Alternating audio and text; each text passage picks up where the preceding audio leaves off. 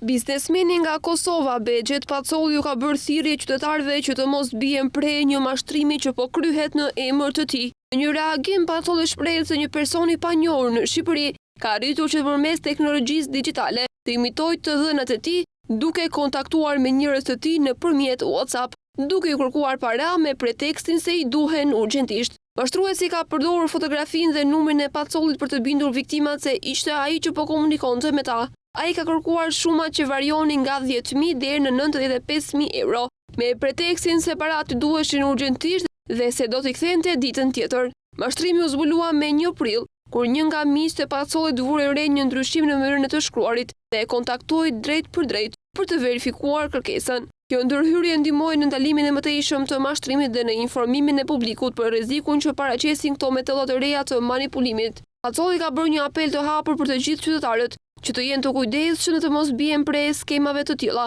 Ai ka theksuar se nuk kërkon para nga askush dhe ka inkurajuar që çdo mesazh dyshim të raportohet menjëherë tek autoritetet ose tek ai personalisht. Ky rast është një shembull shqetësues i mënyrave gjithnjë e më të sofistikuara që përdoren nga mashtruesit për të manipuluar qytetarët dhe për të përfituar në mënyrë të paligjshme.